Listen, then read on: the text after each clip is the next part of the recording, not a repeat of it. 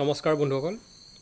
এতিয়া আমাৰ মাজত সুদূৰ দূৰণিৰ পৰা আহি উপস্থিত হৈছেহি দিগম্বৰ চেতিয়া।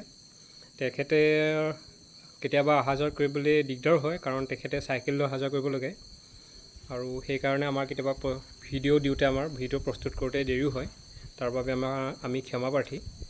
এতিয়া থাঞ্চকাই, আপুনি ইমান দূৰ দূৰ জেগাৰ পৰা চাইকেল লৈ আহে, আপোনাৰ প্ৰেৰণাৰ উৎস কি? চাইকেল পোৱা অৰ্থটো হ'ল আমি চাইকেলত কৰোঁ কিয় কাৰণে কৰোঁ, নিজৰ স্বাস্থ্যৰ কাৰণে কৰোঁ, স্বাস্থ্য ভালে কুশলে থাকিবৰ কাৰণে। আৰু যদি আমি সদায় চাইকেল প্ৰেৰণা কৰি থাকোঁ, তেতিয়া আমাৰ জ্বৰ বেমাৰ অসুখে সুবিধা নাপায়। সেই গতিকেলৈ আমি চাইকেল চলাই ফুৰোঁ, যিমান ৰাস্তাই যিমান দূৰ যাব লাগে সিমানে গৈ থাকোঁ, কিন্তু ভাগৰ নালাগে। কিন্তু আমি খুব শ্ল' চলাওঁ, স্পীডত নাযাওঁ, সদায় শ্ল'।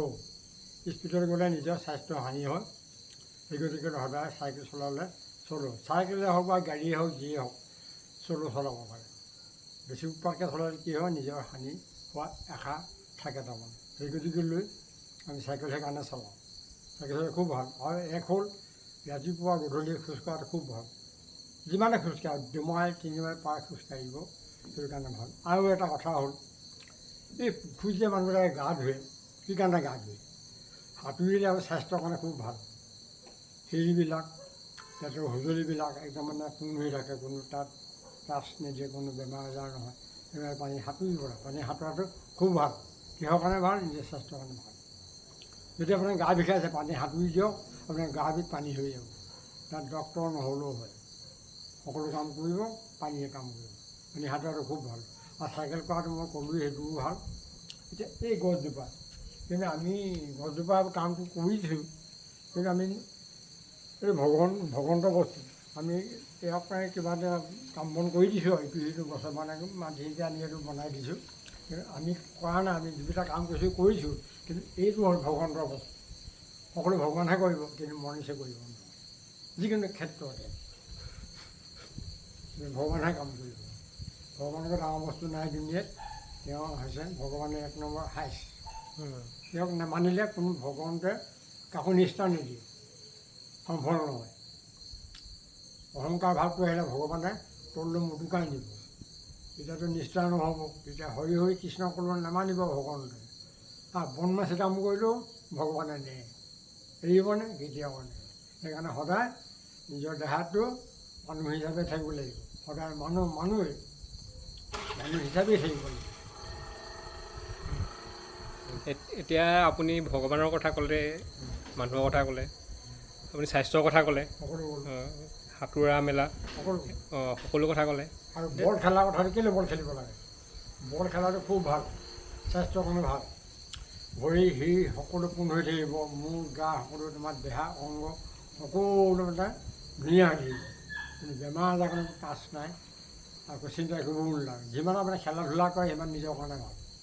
কাৰো কাৰণে ভাল, নিজৰ কাৰণে ভাল। য'তেই যাওক নালাগে, খেলা ধূলা কৰে ভাল লাগে। ইমান ফূৰ্তি কৰিব, সিমান মন ভাল হৈ যায়। ফূৰ্তি নকৰে, মন মাৰি থাকোঁতে বেমাৰে বাহ ল'ব। বেমাৰটো বৰ বেয়া বস্তু। সদায় ফূৰ্তিত থাকিব লাগিব, সদায় ফূৰ্তি। আৰু বেয়া ভাৱ বেয়া চিন্তা আনিব নালাগিব।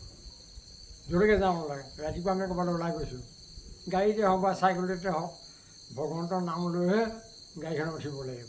এতিয়া মই চাইকেলত উঠোঁ, তেওঁৰ নাম লৈহে উঠি যাম বুলি, সেই প্ৰভু চাব দেই, ওলাইছোঁ আৰু দিনটো কাৰণে, যাতে ক'তো বিঘাত নহয়। তেতিয়া ভগৱন্তই কোনো বেয়া ক্ষেত্ৰ নিনিয়ে, ভালদৰে আহিব আৰু ভালদৰে যাব।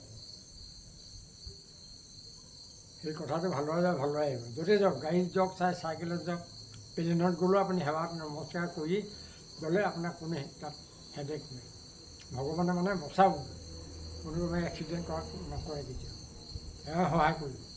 কিন্তু আমি ভগৱানক দেখি নাপাওঁ। ক'ত ভগৱানক দেখি পাবলৈ বৰ দিগদাৰ। ভগৱান হৈছে নিৰঞ্জন নিৰংকাৰ, ভগৱান থাকে এয়া অন্তৰত থাকে, আৰু ক'তো ইয়াত থাকিব। ভগৱানে কৈছে যে মোক তোমালোকে দেখি নোপোৱা, মই হৈছে নিৰঞ্জন নিৰংকাৰ, মোক ইয়াত পাবা, ইয়াত পাবা, ইঘৰত মোক ক'তো নোপোৱা। নহয় বাৰু কথাটো হয়, হৈছে ক্লিয়াৰ। বাৰু ঠিক আছে, মই এতিয়া কৈ মানে সামৰণি মাৰিলোঁ। লাইক কৰিবা, শ্বেয়াৰ কৰিবা, আকৌ কওক। লাইক কৰিবা, শ্বেয়াৰ কৰিবা, আৰু